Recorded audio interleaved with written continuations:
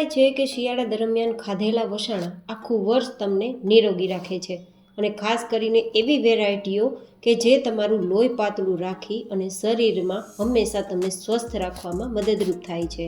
તો તેવી આજે આપણે લાડુની વેરાયટી તૈયાર કરીશું, જેમાં આપણે ગેસ ચાલુ કરવાની પણ જરૂર નથી. મિનિટોમાં લાડુ તૈયાર થાય છે અને લાંબા સમય સુધી ખાઈ શકો છો. મોંમાં જતાં ઓગળી જાય તેવા નરમ લાડુ અને ઘરમાં મળી રહે તેવી સામગ્રીના ઉપયોગથી ખાંડ, ગોળ, સાકર કે ઘીના ઉપયોગ વગર તૈયાર થશે અને ખૂબ જ સ્વાદિષ્ટ લાગશે. તો ચાલો રેસીપી શરૂ કરીએ. તો જેમના માટે સૌથી પહેલી આપણે હેલ્ધી સામગ્રી લેશું અને તે છે કાળા તલ. જો કે સફેદ તલથી પણ તમે આ વેરાયટી તૈયાર કરી શકો છો, પણ કાળા તલ છે તે પ્રમાણમાં વધારે હેલ્ધી હોય છે, જે સ્કિન અને વાળ માટે તો બેસ્ટ છે જ, પણ તમારા હાડકાને પણ મજબૂત કરે છે અને કેલ્શિયમનો ભંડાર હોવાના કારણે તમને કોઈ પણ પ્રકારના શરીરના દુખાવાને દૂર રાખે છે. હવે આ તલ છે તેને આપણે શેકવાના નથી, કાચા તલનો આપણે ઉપયોગ કરવાના છીએ અને આ તલ છે તેને આપણે મિક્સરમાં લઈ લઈશું અને તેનો અધકચરો પાવડર તૈયાર કરીશું. આ રીતે આપણે અહીંયા કોઈ ફાઇન પેસ્ટ નથી તૈયાર કરવાની, માત્ર અધકચરી જ તૈયાર કરવાની છે. તેનું શું કારણ હું તમને આગળ બતાવીશ. હવે આ રીતે આપણે અધકચરા વાટેલા તલને એક વાસણમાં લઈ લેશું અને આપણે અહીંયા નેચરલ સ્વીટ તૈયાર કરીએ છીએ, એટલે કે નેચરલ લાડુ તૈયાર કરીએ છીએ. તો નેચરલ મીઠાશ માટે આપણે અહીંયા ઉમેરીશું એકદમ સોફ્ટ એવો ખજૂર, મતલબ 250 ગ્રામ જેટલા તલ છે તો મેં 250 ગ્રામ જેટલો ખજૂર લીધો છે. બંને સામગ્રી એક જ સરખા પ્રમાણમાં લીધી છે અને 2 કપ તલ છે તો 2 કપ જેટલા આપણે અહીંયા ખજૂર લેશું. તો આ રીતે મેં અહીંયા ખજૂર અને તલનું પ્રમાણ રાખ્યું છે. તમે થોડો વધઘટ પણ કરી શકો છો. હવે આ બંને વસ્તુને મિક્સ કરવાની છે. આપણો ખજૂર છે ને તે નરમ છે તો આરામથી મિક્સ થઈ જશે, પણ થોડો કડક થઈ જ જાય ખજૂર, કારણ કે ઠંડી સિઝન હોય ને તો પ્રમાણમાં બધી વસ્તુ કડક થઈ જ જતી હોય. તો મારે પણ ખજૂર સોફ્ટ હોવા છતાં પણ થોડો કડક છે. તો આ રીતે હાથથી પહેલાં જેટલું મિક્સ થાય ને તેટલું કરવાનું.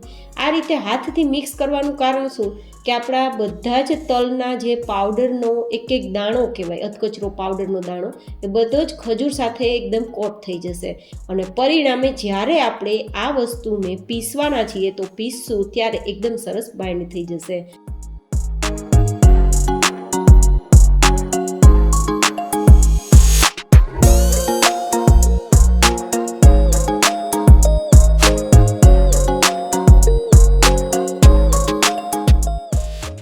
તો હવે આ રીતે મિક્સ થઈ ગયા બાદ થોડું થોડું આપણું મિશ્રણ મિક્સરમાં લઈશું. તમારે જો થોડો કડક ખજૂર હોય ને તો અહીંયા થોડું તમારે પ્રમાણમાં ઘીનો ઉપયોગ કરવાનો રહેશે, પણ મારે ખજૂર નરમ છે તો હું ઘીના ઉપયોગ વગર વેરાયટી તૈયાર કરું છું, કારણ કે તલમાં પણ તેલ હોય છે તો ઘીની જરૂર છે જ નહીં.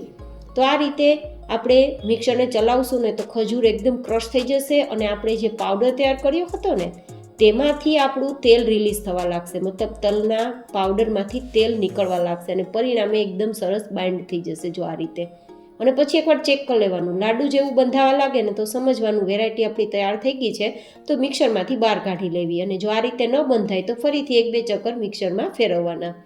તો આ રીતે આપણું મિશ્રણ છે તે બહાર કાઢી લેશું. ગાઈઝ, તમે કદાચ કોઈ પણ પ્રકારના વસાણા ના ખાશો તો ચાલશે, પણ શિયાળા દરમિયાન આ વસાણું તો જરૂર બનાવજો.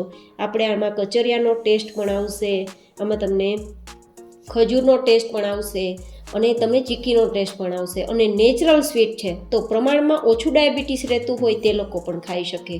તમે આ રીતે ડબ્બામાં ભરી અને ચમચીની મદદથી દરરોજની 2 ચમચી ખાશો તો પણ ચાલશે. અને જો તમારે લાડુ બનાવવા હોય તો પણ મેં તમને આગળ બતાવ્યું મુજબ લાડુ પણ બંધાઈ જશે. જો આ રીતે માત્ર મિક્સ કર્યા પછી તમારે હાથથી પ્રેસ જ કરવાનું છે, માત્ર એક જ હાથે લાડુ બંધાઈ જાય આટલું સરસ તૈયાર થયું છે. તો છે ને ગાઈઝ, એકદમ ઇઝી, તેલની જરૂર નથી, ગોળની જરૂર નથી કે કોઈ પણ બીજી કંઈ જરૂર નથી. એકદમ સરળ રીતે ખૂબ જ તાકાતવાળા લાડુ છે.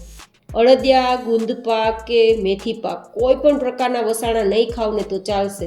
માત્ર રોજનો આ એક લાડુ શિયાળા દરમિયાન તમે ખાઈ લીધો ને માત્ર 1-1.5 મહિનો, તો પણ તમે એટલા બધા હેલ્ધી થઈ જશો કે આખું વર્ષ તમે ક્યારેય બીમાર નહીં પડો, એ મારી ગેરંટી. કારણ કે તલ પણ તાકાતવાળા અને ખજૂર પણ તાકાતવાળો અને તમને ઠંડીમાં ગરમાળા આપવાનું કામ કરશે અને ઠંડીથી બચાવશે. હવે આપણા લાડુને વધુ હેલ્ધી અને થોડું ડેકોરેશનવાળું કરવું હોય ને તો ટોપરાનું છીણ લેવાનું, કારણ કે ટોપરું છે નેચરલ મીઠું પણ હોય છે અને હેલ્ધી પણ હોય છે, અને આ રીતે તેને કોટ કરવાના કારણે આપણા લાડુનો શેપ પણ એકદમ એટ્રેક્ટિવ આવશે.